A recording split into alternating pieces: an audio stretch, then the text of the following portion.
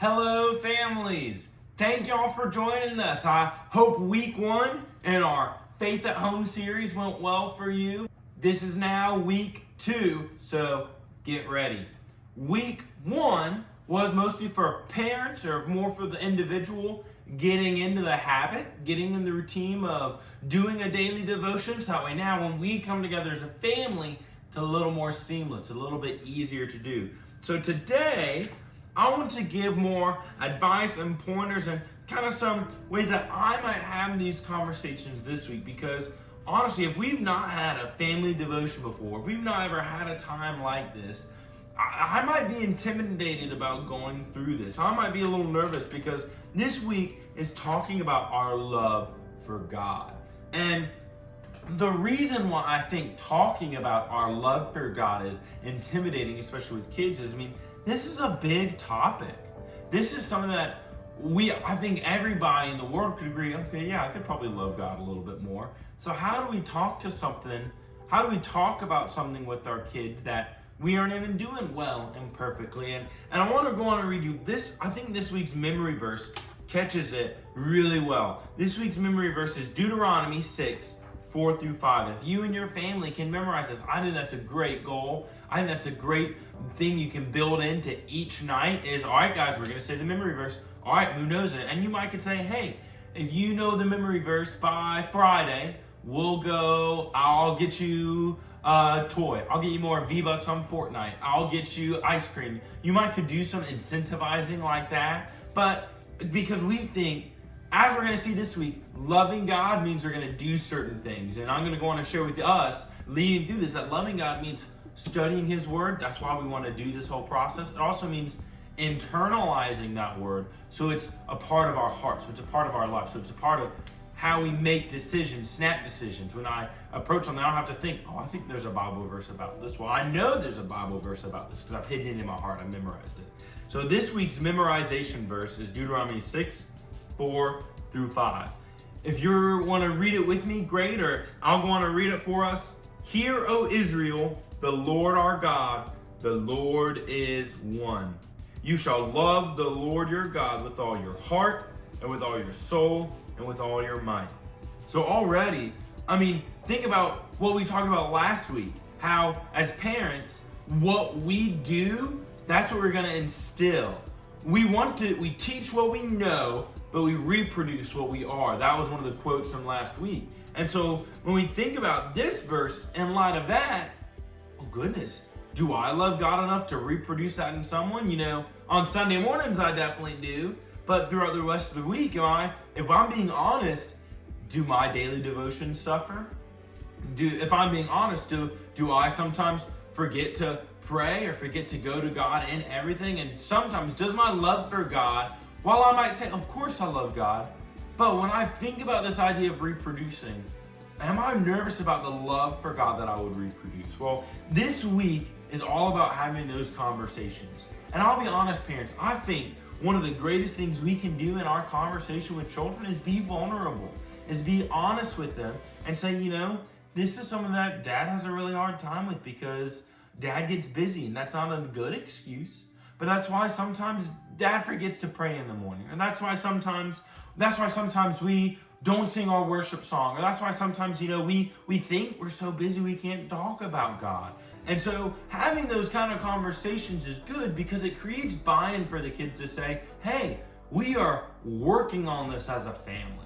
This isn't Mom and Dad doing the work for you all to just say yes to. This is us as a family building family systems in that we all want to buy into. And so a lot of the conversation starters, if you'll look the way that my little booklet is set up, you've got what you'll read through together as a family, then little conversation starters. A lot of those I think are so good. They even have little activities built in. For the very first day, cut out a heart of construction paper.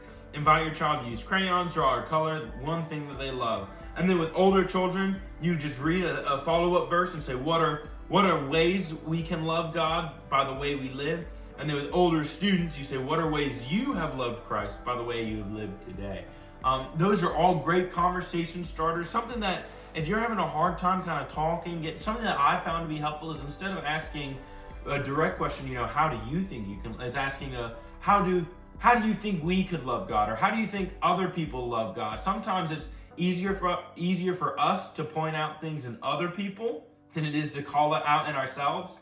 And sometimes the things we want to call out in other people, how do you think people don't love God? Or why do you think people don't love God as much throughout the week? Sometimes what we call out in our generalization of other people, that's really what we see as our failing and inadequacy, which is fine. And that gives us then the opportunity to confront and work through that.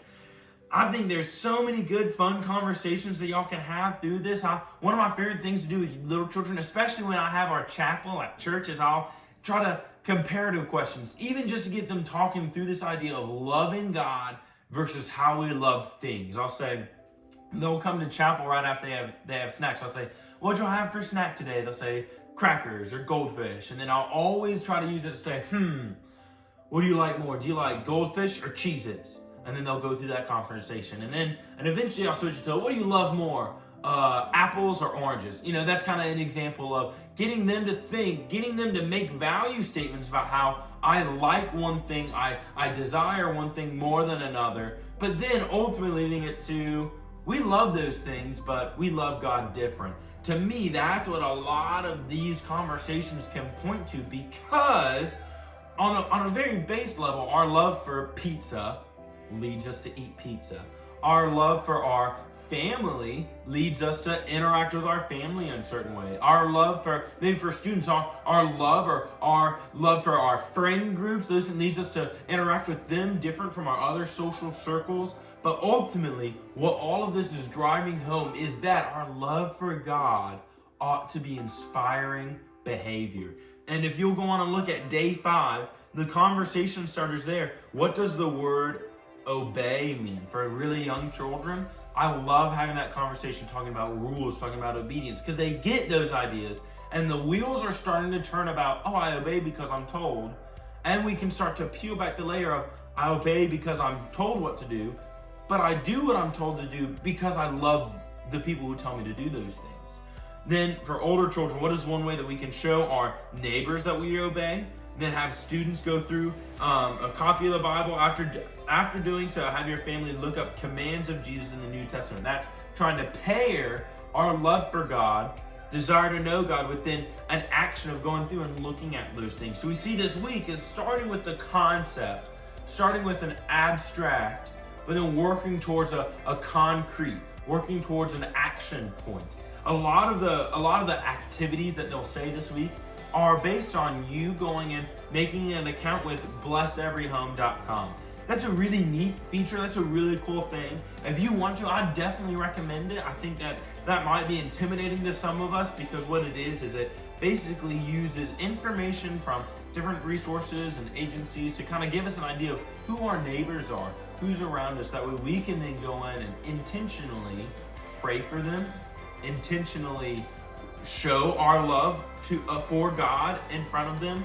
And so a lot of this week is getting our hearts ready on how we love God, how we show that love for God, how we obey that love for God, all with the mindset that while we do that for ourselves, we're also doing it outwardly for our neighbors. So that Bless Every Home is just a really great tool that go check out, go get a feel for it. It's free to make an account and then go log in and see. And so it is such a great way to put action steps behind what we would call, of course we love God. I cannot think of a single Christian who would say they don't love God. But again, what we're doing with this study, what we're doing is we're taking that idea in Acts of being a missional family. We're taking that idea of our family has a purpose. Our family has a purpose beyond just surviving, beyond just making sure we make it to the dinner table enough times in the week. Our family wants to have an identity. Our family wants to have a purpose, a value. And we think that that purpose is found in Scripture.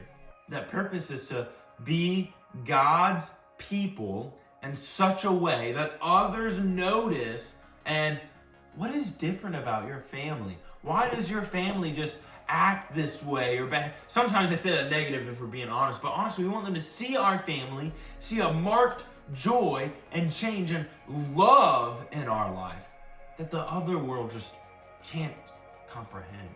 In fact, what I'd like to end with this challenge is we see a world right now that is begging for love, that is begging for identity. We see protests and movements, and those might be hard conversations to have with your children, your families, but the reality is people want to be loved and accepted. And people have not felt that way for a long time. Some people don't feel that way because of where they live, because some people are treated that way because of how they look. Some people are treated that way because they might shun others who want to give them love. Whatever the reason is, whether it's sin or suffering, no matter what it is, people want to be loved and valued. People want to matter. It doesn't matter who they are. They want to feel like they have a purpose and a place. That's why families are the start of this, because we teach our kids they have a place. We teach our kids that you have value here, and that starts with the family unit. You as son or daughter have such a beautiful role to play in our family that God made, that God has created. And then our family has a beautiful role to play because we are children of a real family, of a nuclear family, of this kind of family. But then we are also children of the family of God. So our family unit, we take what we learn there and we apply it more broadly, and we get to be a part of this church body, of this community of faith. But the reality is so much of the world is so broken and in pain, they don't even know what they're missing.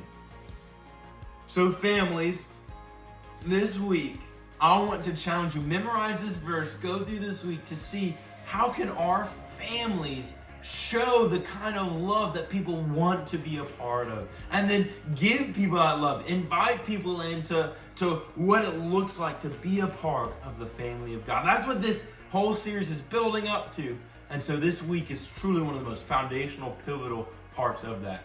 So I hope this time has been beneficial. I hope this time has been helpful. If there is any way that I can help you, if you need construction paper for some of these crafts, and let me know. If you're Luke, how would I have this conversation? Reach out and let me know. If you're worried about talking through some of these things, let me know, and I can give you encouragement. I can give you help. My greatest joy in this job of ministry is to be a resource for families and parents, to help you all have these conversations, whether your kids are young, whether your kids are in elementary school, middle school, high school, no matter the age. This series, I think it can be so great for our families to do together, for our families to learn about God together, and for our families to establish what it means to be a family on mission. So I hope this has been helpful. I would love to hear how it's going in your home. Let me know. And as always, I'm praying for you all. I'm excited for what God is doing in our church, and I'm excited to see what He'll do in your lives this week. So, families, have a great time. I'll talk to you all real soon.